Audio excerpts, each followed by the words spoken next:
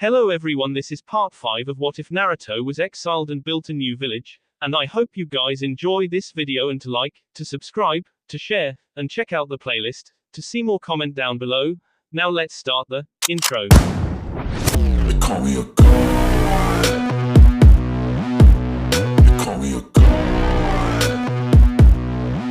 They call me a god. Join my membership, the perks are great. It's in the description. Wow, for someone who doesn't like idle chit-chat, she sure has a lot to say.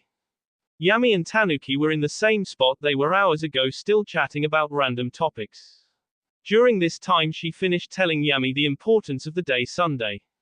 Since Gaara wasn't able to sleep for most of his life, every Sunday her mother would stay awake the whole day, as a sort of way to honor him. He learned that she was 13. Yami Aslo learned that her father, aside from indeed being the Kazekage, was also overprotective of her. Apparently both Nami and Haru are a year older and more experienced than Tanuki, which is the reason they're currently her teammates.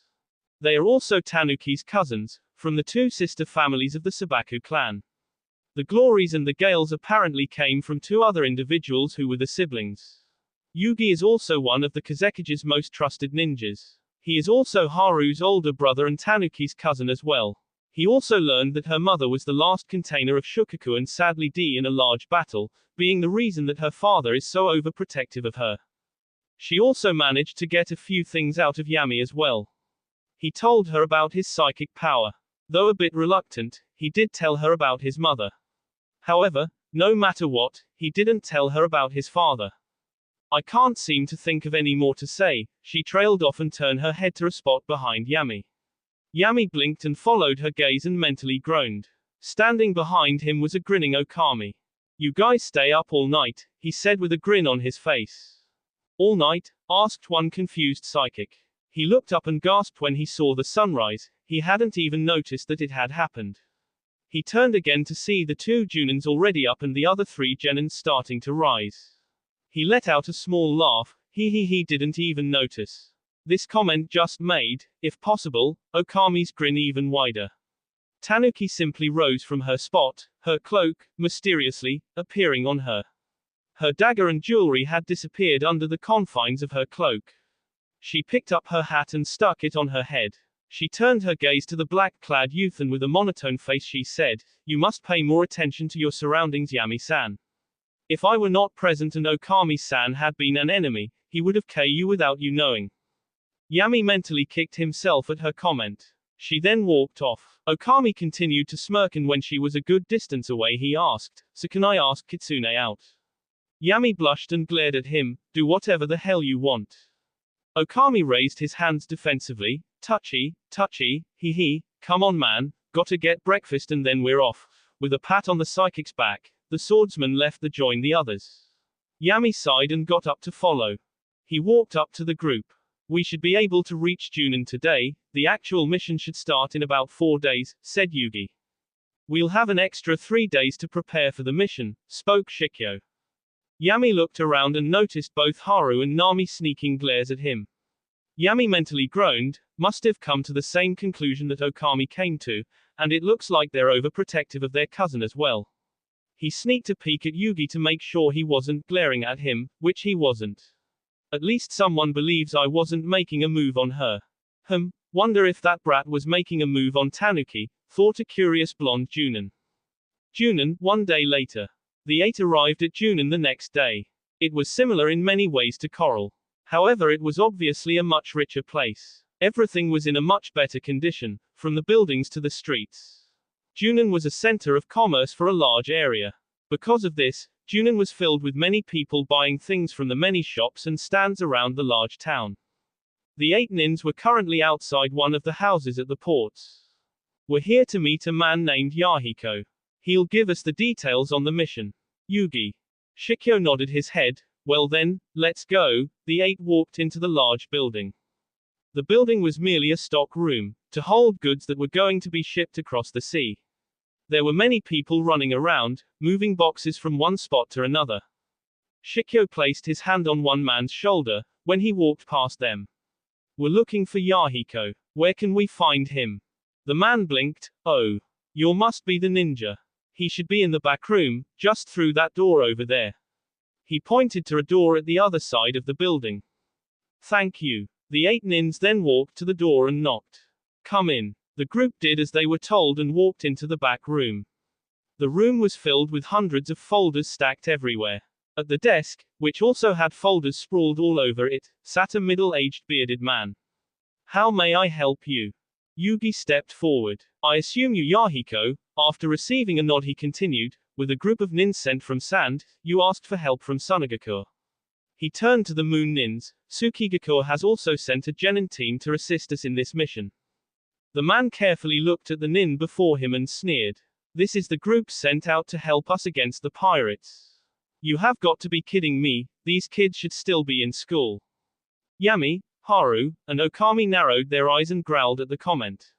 Nami started yelling some curses at the client. Inaki and Tanuki managed to keep a calm face though.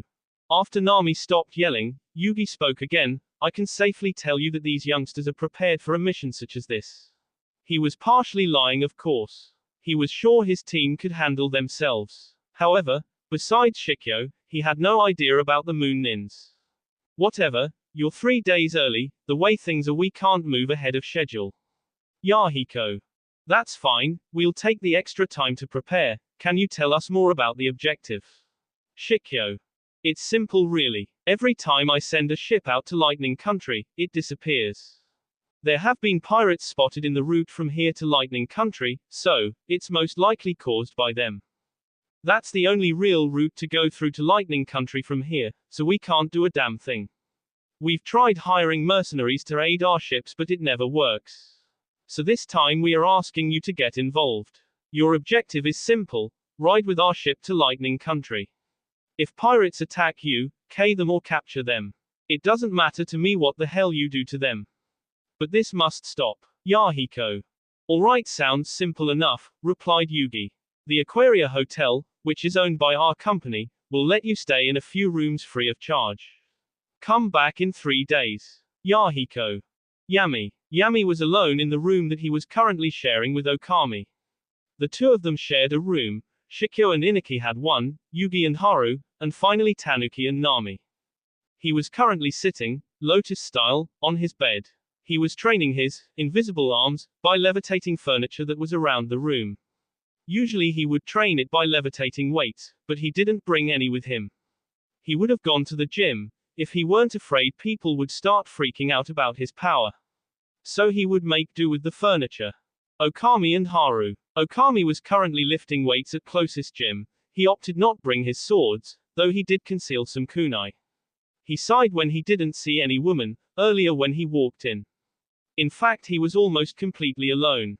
He noticed the door open and saw Haru walk in. They glanced at each other for a moment. Haru then went off to one of the punching bags and started hitting it. Shikyo and Inaki. The Hizuga siblings were alone in their room. If you're planning on being a medic nin, you'll need to learn how to do the chakra engine to chakra scalpel. It's used for operations, however it can also be used for attacking. Since you can't really use Juken, this should be the next best thing.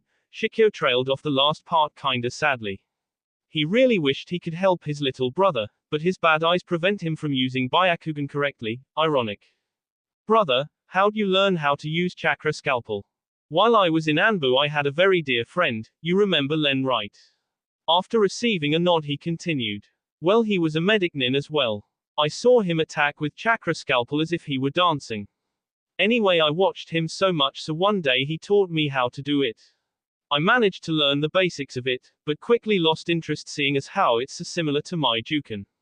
So I'll teach you the basic seals for it. With all that said, Shikyo began performing the correct seals in front of Inaki and explaining to him how the technique is done. Yugi, Nami, and Tanuki. This trio were currently practicing their techniques out in an oasis about an hour away from Junin. Tanuki was practicing using her sand. Nami was currently lying on the ground. All right, Nami, breaks over back to work, said the Junin who was watching both girls from a meditative position. The girl groaned but complied with her sensei's order. 3 days later, the 3 days went by in much the same way. Yami was training his powers. Okami and Haru working at the gym, occasionally joined by Shikyo. Inaki practicing the chakra scalpel, which he picked up pretty fast, though he was nowhere near ready to use it in actual battle. Yugi, Nami, and Tanuki practiced their powers near the oasis. All 8 of them were boarding the rather large ship they'd be staying on for about 3 days. They split up the bedroom arrangements the same way they did at Aquaria. There were plenty of sailors around, however Yahiko was, mysteriously, absent from the ship. Coward, thought Yami, Okami, Haru, and Nami when they discovered that fact. For the first day everything was quiet. Nothing out of the ordinary happened. Elsewhere, an ordinary bird was flying around the ship. It clearly saw the odd-looking people who possessed the heats of moon and sand. It flew off past the ship. It flew for various hours out into the seemingly endless blue sea. It flew down to a small island that seemed to be in the middle of nowhere. 3 ships were stationed along the port. The bird flew down to a rather large building in the middle of the island and right into a window and onto the arm of a tall man. Sky, see anything interesting today? The bird squawked. Another ship, huh? It squawked again, ninjas. This should be a lot of fun. He waved over a man. This next mark may be a little more difficult. Prep all 3 ships. We're going hunting. Yes sir. Ship. It had been a day since the group had boarded the ship. Yami, Okami, and Nami could usually be found on the main deck playing lookout. Well actually Okami played lookout with Buenkyogen. It had much greater range than the Byakugan, however it didn't have the advantage of being able to see in all directions. Nami was actually sunbathing, in a light blue sleeveless top, black mid-thigh shorts, and she opted to take off her black boots. Yami was just keeping Okami company, and making sure he kept watch, not started watch Nami. Shikyo came up every now and then to give Okami's eyes a break. Yugi and Haru came by every now and then to get some fresh air.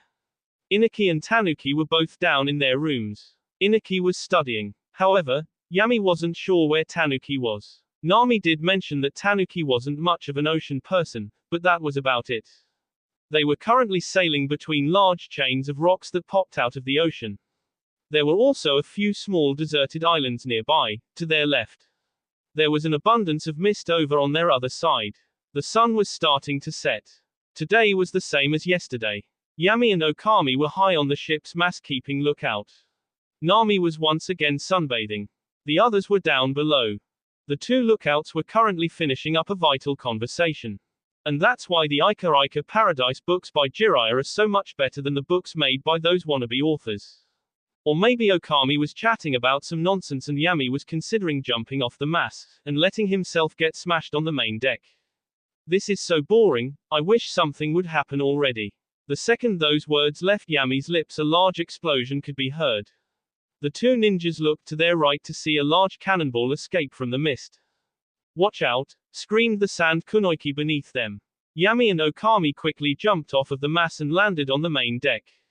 The cannonball hit the area that they were sitting on. It managed to break the top part of the mast. The sailors started to panic. Enemy attack, screamed the captain. As the words left his lips, Shikyo s through the door that led to the underside of the ship. He quickly looked around and spotted the mist, Byakkugan. He growled, Suten, Kirigakure no Jutsu, water release, hidden mist technique. The other nins had made it up to the deck at the time. Shikyo turned to the psychic, Yami. We're going to cover the ship with mist ourselves. Preform Suten, Kirigakure Jutsu now.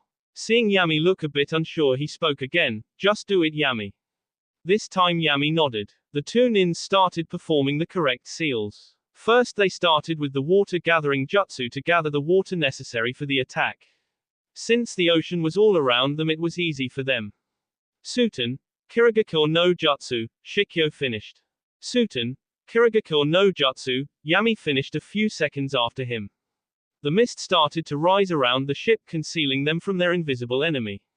They could hear the enemy ship trying to fire more cannonballs. However, because of the mist the enemy wasn't able to land a single hit. We have to board their ship or this could get ugly, said the calm Yugi. Nami looked at him, but sensei, what do we do if they try to sink us? He just stared at her and smiled reassuringly, they won't. They're here because they want the goods this ship carries. They won't sink it. The ship kept moving for a while. Even though what Yugi said was true, everyone was still on edge. They exited the mist, however were still concealed from the enemy by the combination of the rocks and mist. However all was not well. Okami cursed through gritted teeth. In front of them were two more ships, both with a flag of a skull and crossbones. They were still a good distance away though. They continued to sail when the ship that attacked them left the safety of the mist and started coming up behind them. It had the same flag as the other two. 3 ships total, I'll take out 2 of them right now, called Shikyo. This made everyone stare at Shikyo like he was crazy. He started performing hand seals. He started with the water gathering jutsu. Afterwards he started another small set of seals only muttering the phrase, Hyoten, temperature drop. Finally he started performing a long chain of hand seals. Yami gasped when he finished. Took him only 10 seconds to do all that, it would have taken me at least a minute. Hyoten, Ikaku Hakuge no Jutsu, ice release, one-horned white whale technique, yelled Shikyo. With that, a giant whale surfaced from under the ocean and started heading to the enemy ship behind them. It jumped out of the water and smashed into the pirate ship. Some of the crew was lucky enough to have jumped off, however some of the unlucky bastards were crushed under the weight of the giant whale of ice. The whale and the ship disappeared under the ocean. Whoa, was the thing that everyone thought at about that moment. Shikyo quickly turned, panting like crazy. Brother, are you alright? Asked a concerned Inaki. He turned to his younger brother and simply said, it's way too hot out here to keep on doing that attack, would be so much easier if we were near snow country, but I'll have to make do. Yugi stepped up and asked, can you hit the other 2? He shook his head, like I said just 2, I won't be able to find the chakra to do a 3rd, but I'll take down 1 more ship. After he said that, he started performing the same 3 chains of hand seals. Hyoten, Ikaku Hakuge no Jutsu. Another whale emerged from the water and started heading to one of the ships in front of them, the one on the right. It gave a mighty jump into the air and was about to smash into the pirate ship. However, multiple flames came out of the pirate ship and rapidly melted the whale before it could land on the ship. Shikyo growled and muttered a curse. Enemy ship. Bastards, muttered a shirtless man holding a double-bladed katana, each blade was facing a different direction. Master Arlong. The man turned to one of his underling, what the hell do ya want?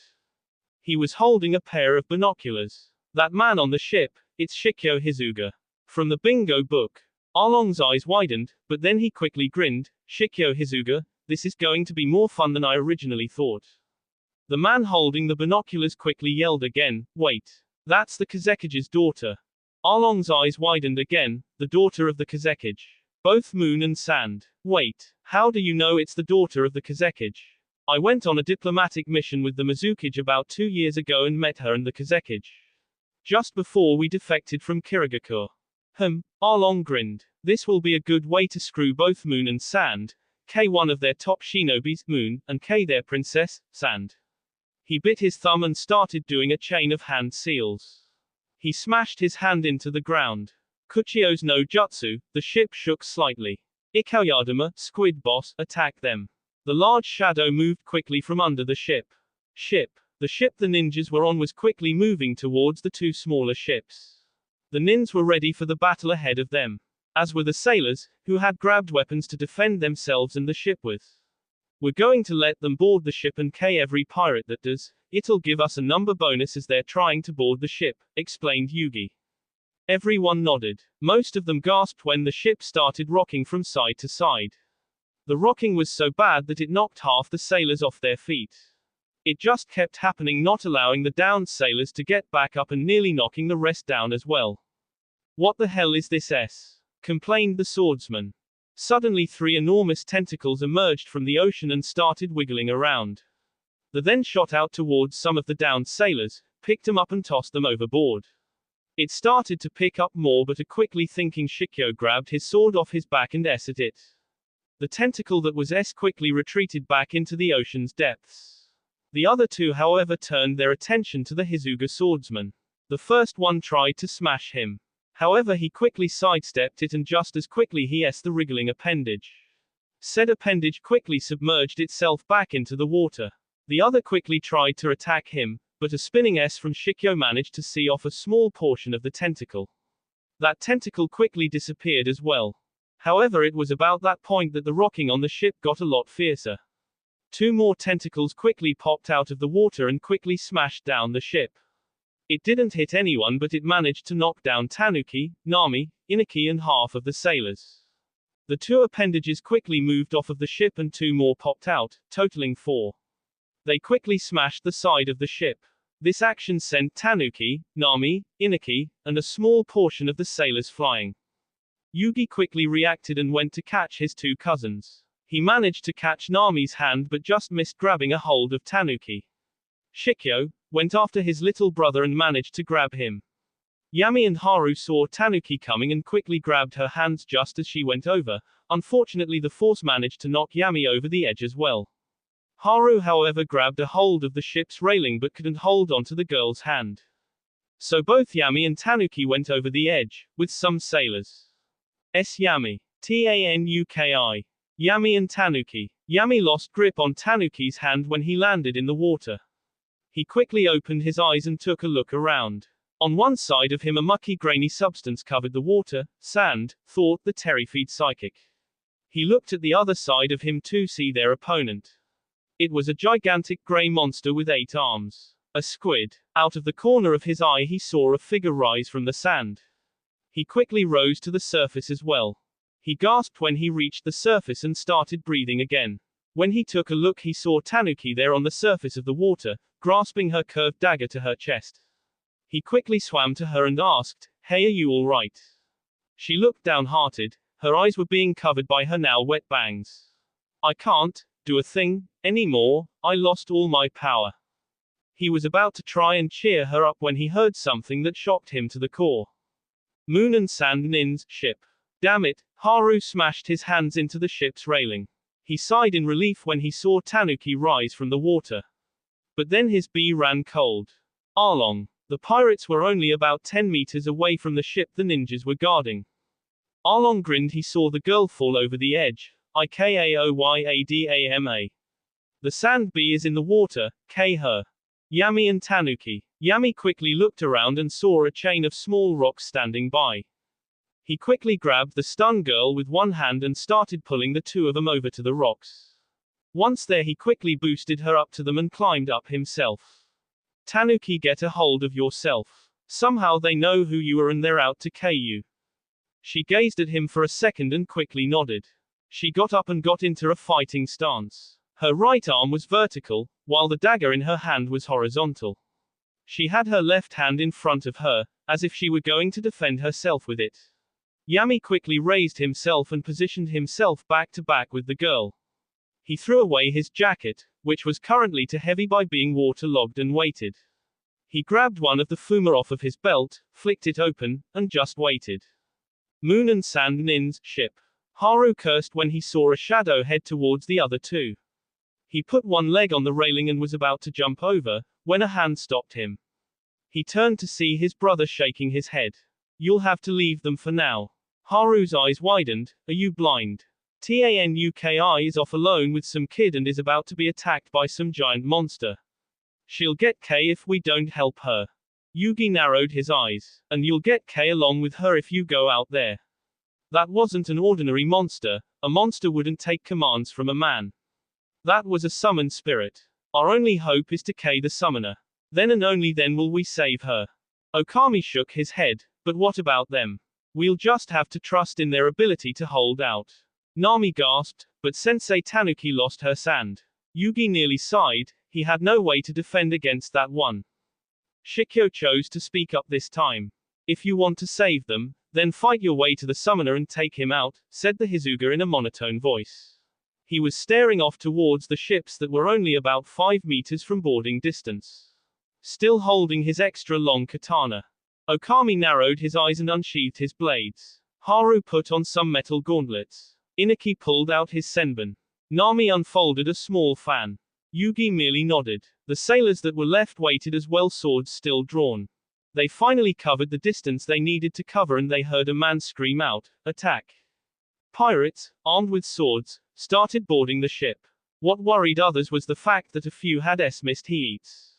Okami took off like a rocket. 3 pirates surrounded him. Two came in to attack him, which he easily defended against. These guys are as bad as the bandits, they suck. He looked down disgusted at his B Wakizashi. Haru was having little difficulties as well. He was easily knocking the pirates around with a few well-placed punches. He slugged one in the face, knocking him out in the process. He turned and threw a quick kick towards another one, hitting him in the gut and knocking the wind out of him. Afterwards he threw another punch to his face to knock him out. Too slow, gotta help Tanuki Nisan. He turned again to slug another pirate over the head. With his metal gauntlets he was able to block their attacks and knock most of them out in one shot, with a punch to the head. Inaki, unlike the others, was fighting the pirates that were still on their ship. With a combination of his Senbon and his Raiten, lightning shuriken no jutsu, he was able to stun the pirates that were getting ready to jump over to Junin's ship. The result was the pirates he got with his Senbon were falling off of their ship and right into the water. Which one of these guys is the leader? Nami. Nami quickly looked at a group of pirates ahead of her. Their PIs and smirks quickly pissed her off. She quickly did a set of one-handed seals and her small fan glowed. Kazeyaiba no Jutsu, wind blade technique, with that she threw her fan, which turned into a blade made out of wind. She managed to nick the first three in the arms before the fan planted itself in the gut of the fourth. She then reached behind her and pulled out an oversized fan. She flicked it open and screamed out Kamaitaki no Jutsu, cutting whirlwind technique. She waved it and blew a wind, which was strong enough to blow the pirates off the ship, and at some points was even see a few of them. She smirked, Can't stand up to my Tessenjutsu, fan technique. She quickly turned and suppressed a gasp. Tanuki Nisan and Yami are in trouble. Yugi was taking him out quickly. His main tactic involved sticking a kunai, with a metal wire attack, and running around to trip the other pirates. It was actually a useful tactic. He would also throw around shuriken with chakra strings attached. They never even reached him. Out of the corner of his eye he saw Shikyo sending hand signals to him. He nodded and took off. He jumped off the railing and onto one of the pirate ships. He was currently surrounded by them and grinned. He took out 10 shuriken, 5 in each hand, and started throwing them around as if they were yo-yos.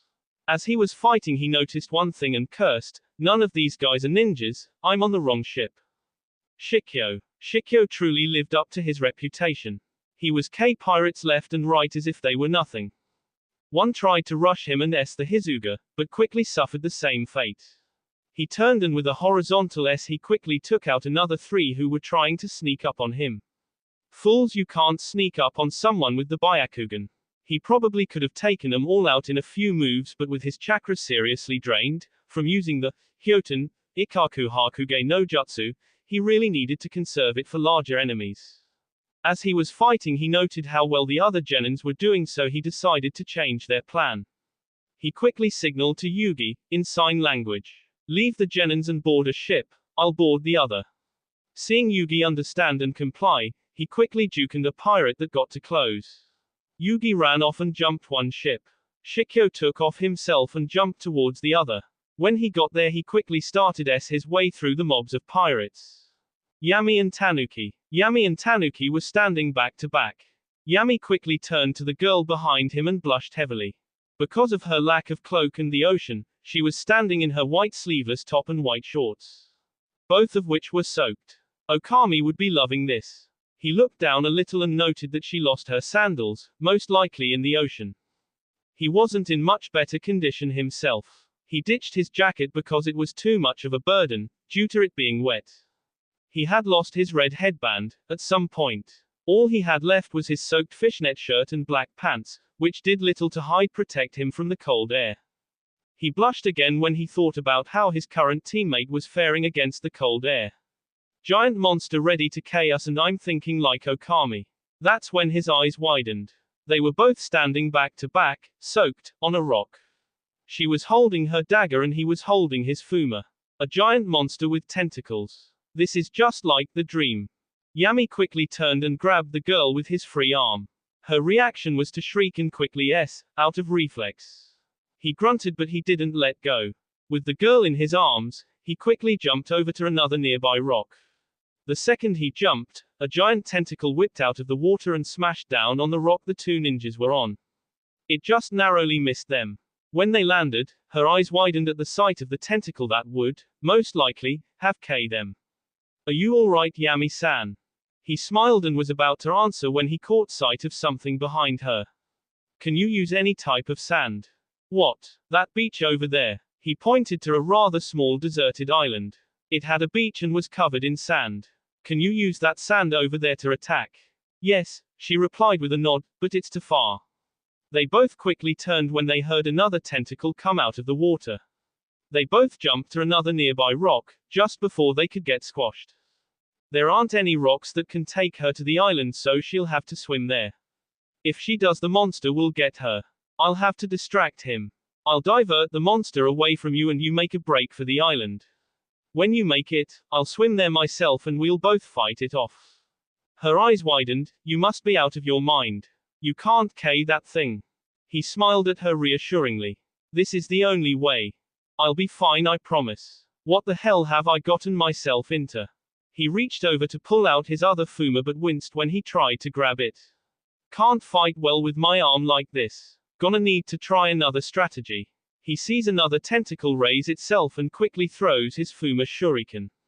The fuma s the appendage and it quickly retreats back. Yami, silver-eyed, quickly pulls it back to him. He turned to the girl who has yet to move a muscle. Tanuki, go now. The girl snapped out of her trance and quickly dives into the water. I can't let Yami-san die, I gotta save him, then I gotta go help Haruni-san, Nami-ni-san and Yugi-sensei, thought the girl. Yami's eyes widened when he saw 5 tentacles rise out of the water.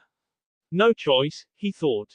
Black energy started surging around him and black tattoos started crawling around his skin. He dropped his shuriken, quickly started doing hand seals, after he had bitten his thumb. Kuchio's no jutsu, he s his hand on the ground and in a puff of smoke, he was standing on a frog twice his size. Boss, I need your help. His tattoos still hadn't receded. You idiot, I can't freaking fight here. I can't even swim very well. He stared down at the frog under him. What the hell kind of frog can't swim? Okami and Haru. What the hell kind of frog can't swim? Okami raised an eyebrow at that. Why the hell is he be about freaking frogs in a time like this? He quickly parried an attack and the enemy he was fighting. He turned and with a horizontal S. The man was dressed like the pirates were dressed and had blue hair, tied in a ponytail. He was holding a scythe. He looks like a lot more fun than these idiot pirates. Okami turned to see Haru speaking. The pirates are on the run, Nami and Inaki both are with the sailors, let's take out the nin. Sounds like fun, Okami said with a smirk. He ran off to the mass and started scaling it, running up it using chakra. He had his swords out ready to attack the man. When they met they both clashed blades. The mist nin was a bit stronger though and managed to push Okami off. Okami was too far away from the post, and at the angle he was dropping he would fall overboard. However, Haru quickly came up the mass as well and quickly grabbed Okami's legs. He then tossed the boy, by the leg, over to the other mass, the broken one. Okami was into the post so hard he dropped his sword, but managed to hang on with chakra. Haru then started running up the post and with an open palm he caught the side the mist nin attempted to attack him with. He then slugged the mist nin in the gut, knocking him off the post.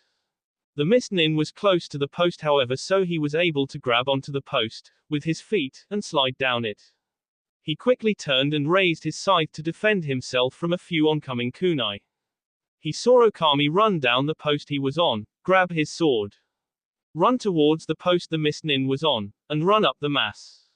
When they met, they clashed blades again. This time before the mist nin could push Okami away, he was slugged in the side of the head by Haru. The punch managed to throw off the mist nin who quickly did hand seals, while holding his scythe. The scythe began to glow. Takaigai, death scythe, he threw the giant blade up at the 2 nins. Okami raised his swords to block but was quickly pushed back. He into Haru and both boys were thrown off the large post. The mist nin grinned when he saw the boys get thrown off the post, they'll be thrown overboard. His grin faded quickly though. He clutched his neck, which was being held by a string. He turned slightly to see Yugi standing right behind him holding the iron wire. A shame you threw away that scythe of yours. However, Yugi was still grinning. The mist nin felt multiple needles stick to his back. He turned to see Inaki behind him holding more senbon. Then he felt a kunai pierce him in the chest. And everything went black for the nin. Yami, Tanuki, and the frog that can't swim. I'm a land frog, you punk. We don't fight on water very often. I'll have to waste my chakra to stay afloat. Yami groaned at this. Whatever, just do something about the damn squid. Yami jumped over to a nearby rock and summoned the Fuma he dropped. It started spinning right next to him. With all the chakra I used summoning Gamakichi, I better stick to just using one. Gamakichi grabbed his tanto from his back. A tentacle tried to smash Gamakichi but was quickly stopped when said frog raised his tanto to the appendage. Yami then let his Fuma fly, sending it whirling around the large tentacle, attacking like a buzzsaw. He easily see off the appendage. One of the tentacles tried to attack Yami from behind, but a quick-thinking Gamakichi stopped that.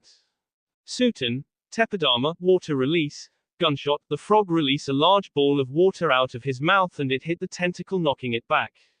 Yami quickly turned and set his Fuma out to attack another tentacle.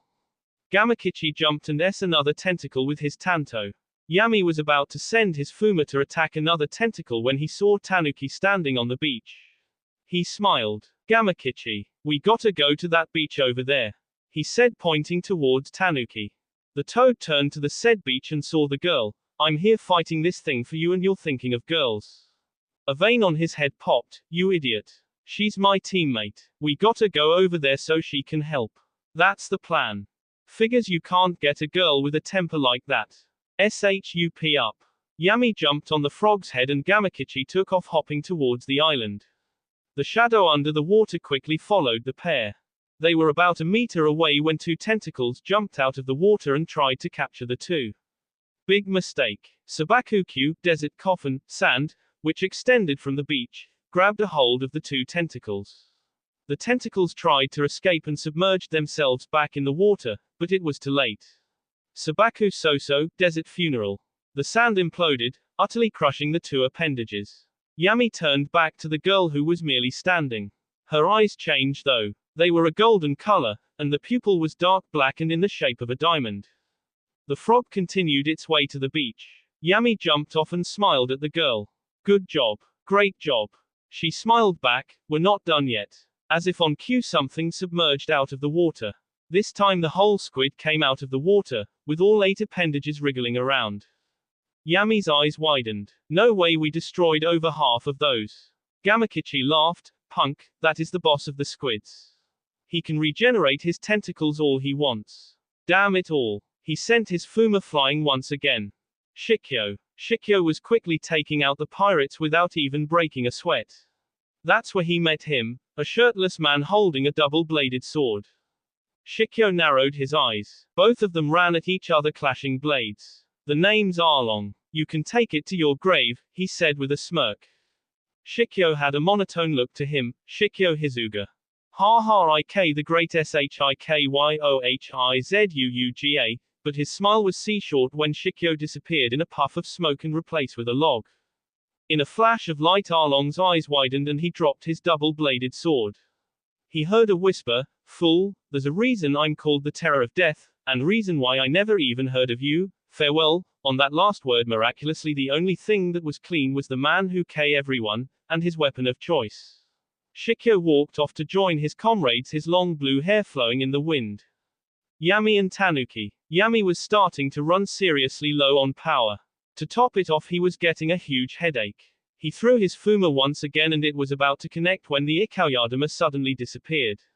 Yami's eyes widened somewhat, and he sighed. Tanuki let out a sigh as well. As did Gamakichi. The frog turned to his summoner. I'll be leaving you now, punk, and next time summon me on dry land. With that the frog disappeared. Yami's tattoos receded and his eyes changed blue again. Tanuki's eyes changed back to their emerald color. Tanuki slumped down and sat on the sand, her dagger sitting on her laps. Yami, ignoring the fact that her clothes were both white and wet, opted to sit next to her. He reached into his pocket to pull out his aspirin when his eyes widened. He groaned, damn pills are in my jacket, which I dumped in the ocean. Is something wrong? Asked the girl next to her sitting right next to her. Nah, I'll be fine, sighed the psychic. Hee hee, I guess we survived. Yay. With that last word, both teams sat in silence. They could see Junon's ship off in the distance. They didn't sense any more fighting and they could still sense their teammates. So they just sat there under the starry sky, and waited till the group came to them. Yami and Okami were sitting around, they were waiting for Inaki to show up. Today was the day they would depart to Water Country, to Kirigakure. They would be taking the Chunin exam. There were of course other genins coming with them. Yami was a little disappointed to find out that Kitsune's team and Bankatsu's team wouldn't be joining them. Bankatsu's sensei didn't think that their team was prepared yet to take the Chunin exam. As for Kitsune's team, they didn't want her taking such a dangerous exam too early. Hell Tanuki, who was a year older than Kitsune, still wasn't allowed to take the Chunin exam. Yami smiled slightly at the thought of the sand girl. After the fight with Ikauyadama, the duo was quickly rescued off the island. The girl was nearly glomped to death by her cousins. Shikyo congratulated Yami on surviving the giant squid, and secretly congratulated him again for protecting Tanuki. On that mission some of the sailors died, but it was nothing compared to the pirates' casualties. They were completely S. And the two nins that were with them were K as well. After the mission they all traveled together to Coral and split up, each team heading off towards their own hidden village. Yugi promised that Sunagakure would send their share of the payment to Tsukigakure. A week later Yugi's promise was fulfilled when a runner from Sunagakure came with the payment and a letter from the Kazekage. The letter personally thanked the members of Team 7 plus Shikyo for helping the Sand team in the mission. He also congratulated the Tsukikage on selecting those individuals, something that Weizu felt the need to rub the council's noses in. Now they were off to the Chunin exams. During countless missions, Team 7 has proven that they are beyond the council's expectations. Now came the mission they all were waiting for. The Chunin exams. They would face off against many different ninjas, most problematic being for Otogakure and Konohagakure. Their mission was merely to survive the Chunin exams. However, they had an optional mission. This mission was to become Chunins. If they completed their first mission, they would prove the council wrong. They would prove to them that they could survive as ninjas. If they became Chunin though, it would make the council look like idiots. We can do it, guys. Let's beat every team that comes at us. We'll beat everyone and become Chunin, said an excited Okami, after he heard about the mission. Yami looked over at Okami. He wasn't in his usual peeping spot, he was leaning against a rock staring off into the mountain, and away from the woman's bathhouse. He was still fingering his new sword. Yami smiled, though he had to admit, he was still a little jealous. Okami had just received the weapon that all the Hanon were known for. The Hakume Shiken, Twilight Fang. The secret weapon of the Hanon. It was what gave them the name the Warriors of the Fang. Okami said it used to be made out of the fangs of demons the Hanon had. Hakume Shikens could be made into swords, spears, daggers, or just about any other bladed weapon. Originally when fangs were taken from demons they would turn black and still keep some of their original power, these were called Oni Shiken, Demon Fang. When made into weapons they gave the user special abilities. At a cost though, they constantly drained the chakra of whoever possessed it. Special sheaths were created to lock the power and the chakra draining effect away, till they were ready to be used. Yami remembered Okami saying, now the blades were no longer made out of demons' fangs. They were made out of mithril silver and mixed with a black metal, to change the blade black. They also imbued the blades with special seals to give them power. The problem was the same as with the Oni Shikens, they constantly drained the chakra of those that possessed them, when unsheathed. The stronger the seals, and the power given to the sword, the stronger the chakra drain would be. Okami's Hakume Shiken was merely a borrowed one. It was made to give him the power to perform low-level wind jutsu with one hand. Usually with years of training and mastery someone can perform jutsu with one hand, though it usually takes double the amount of chakra. This blade however gives me the ability to use low-level wind jutsu with one hand now, without training for years or using double the chakra needed.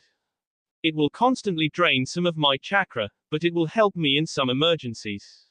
Okami didn't particularly like long blades but he was still a good fighter with them. His blade was a long and thin double-edged sword. It had about the same measurements of a katana, without being slightly curved. The blade, like all Hakume Shikens, were pure black. The hilt and cross guard were both silver. The sheath was black as well. Yami really thought it was a beautiful sword, and although Okami seemed to coddle it, he didn't really care too much about it. It was merely a borrowed sword. When a Hanon became strong enough, Okami's strength being proven at the mission with Sand Country, they were allowed to borrow a low-level Hakume Shiken from the Hanon family. However, when they became Chunin, they were given instruction in making their own Hakume, with low-level or mid-level seals.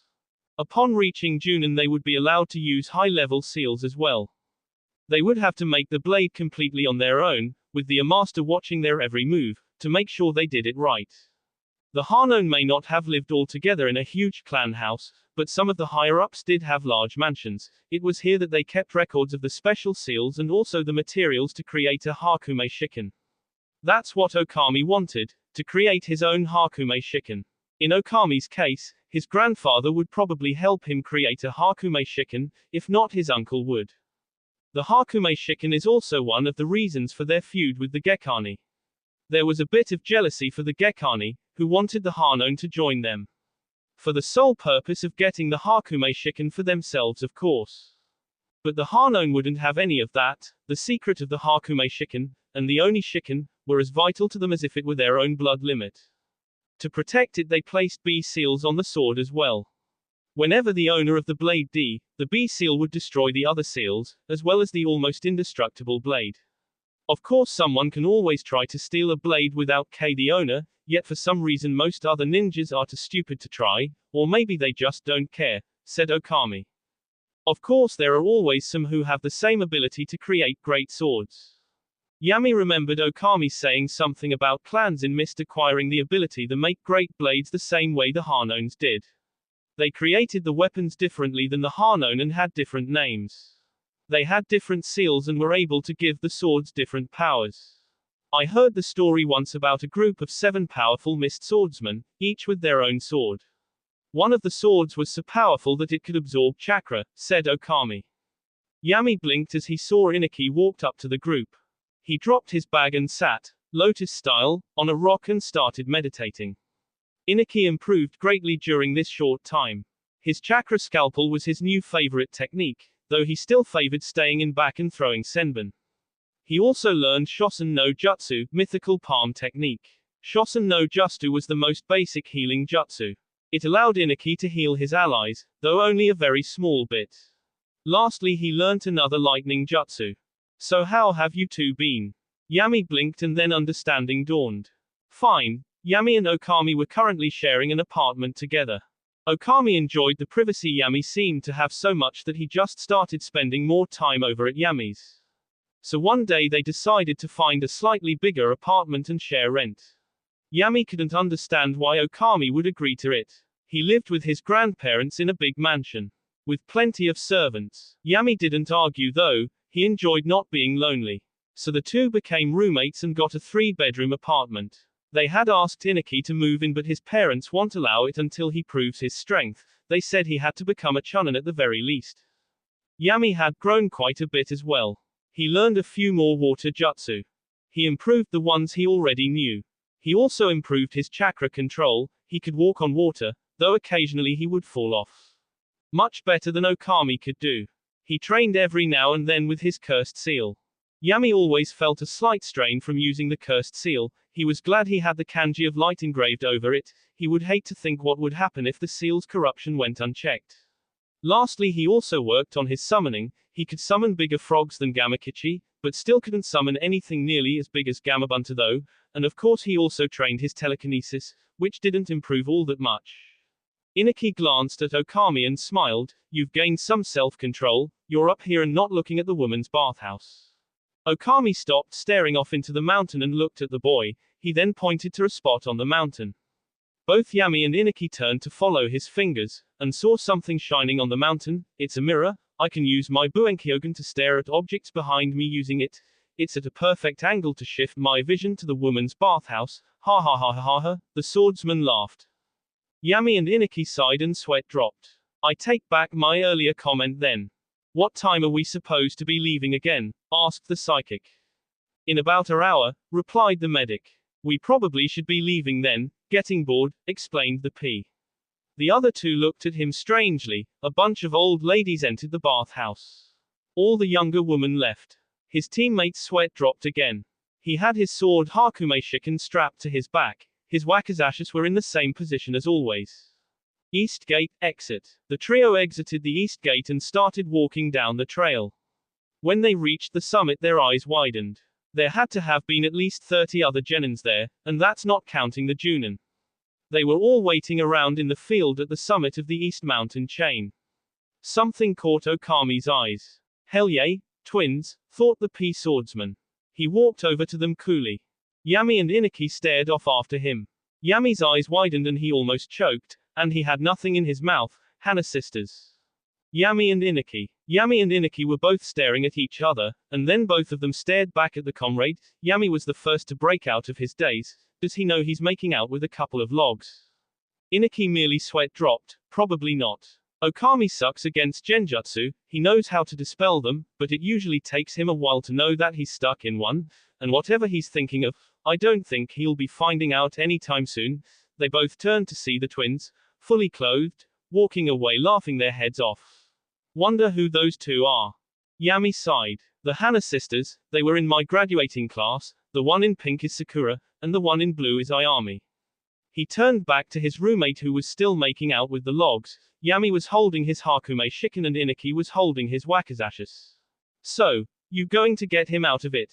Inaki looked at him. I could, but only if you explain to him what happened. Yami gave a confused look. Inaki continued, I seriously think finding out the truth is going to K him inside. I don't think I could do that to him. Yami sighed and nodded. Inaki was going to dispel the genjutsu when someone approached them. Yami's eyes widened again. Aki.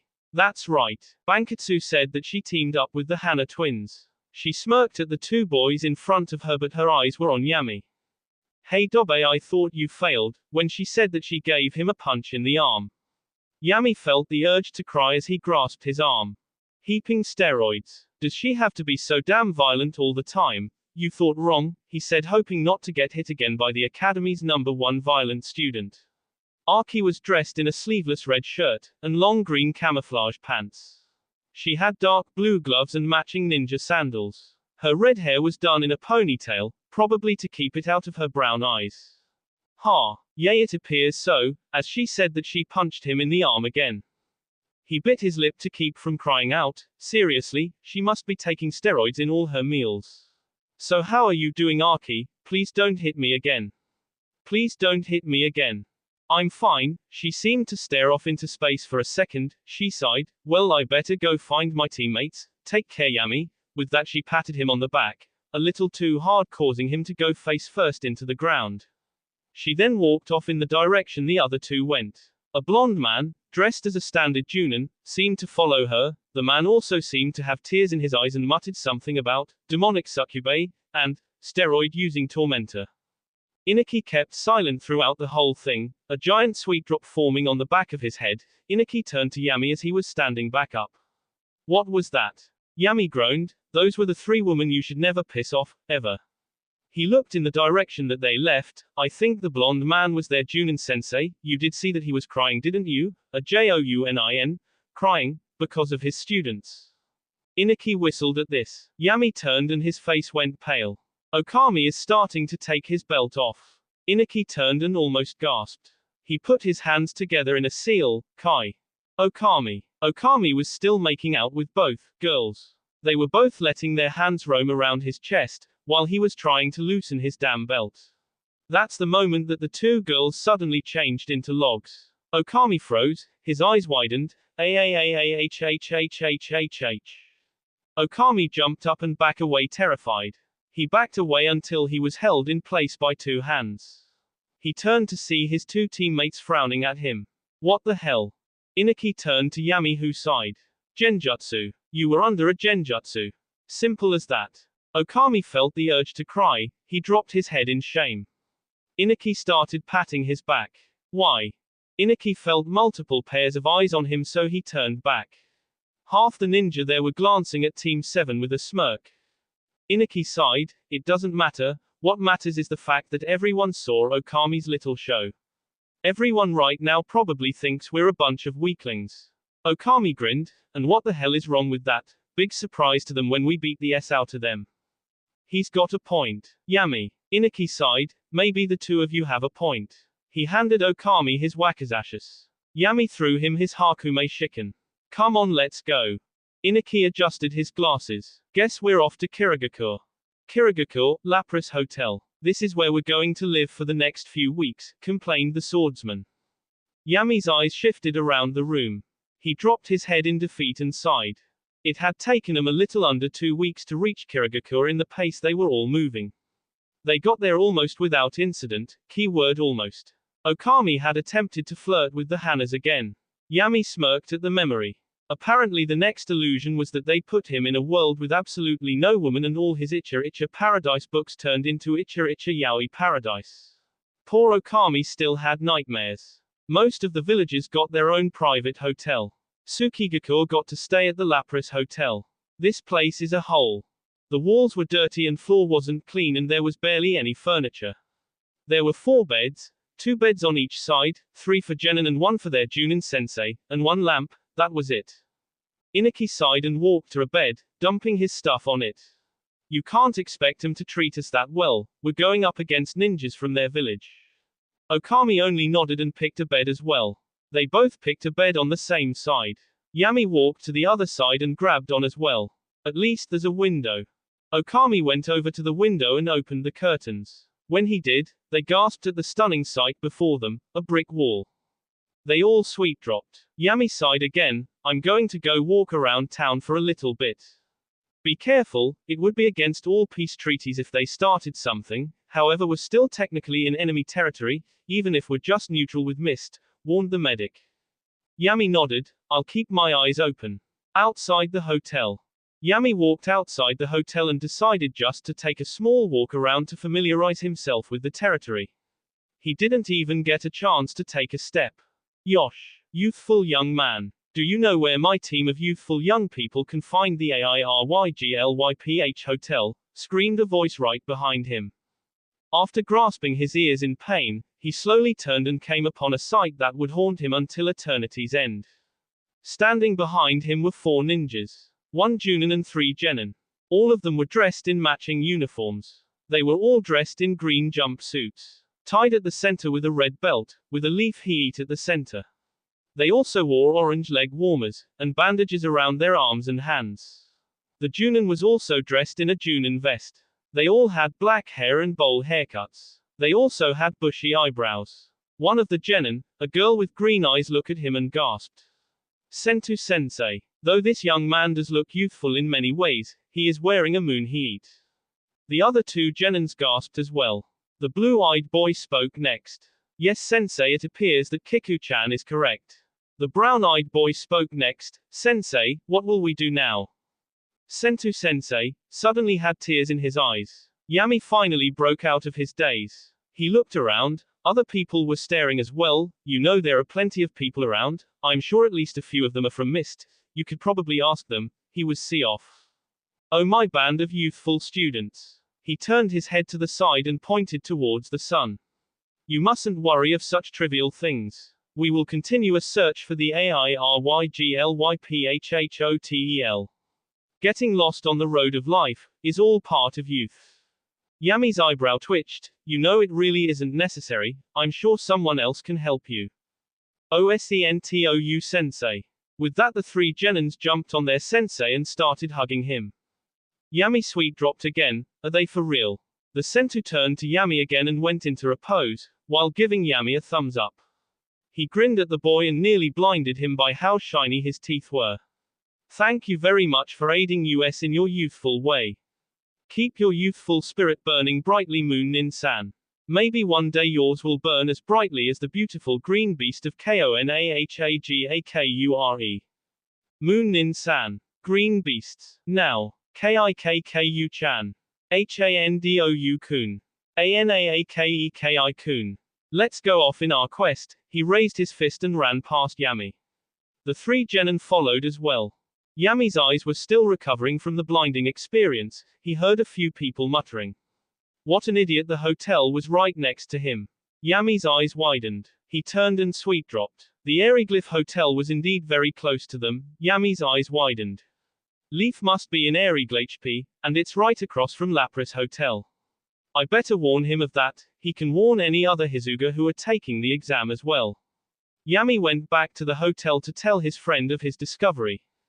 That will be all for this video. Be sure to like, subscribe, share, and comment down below for more videos. Goodbye.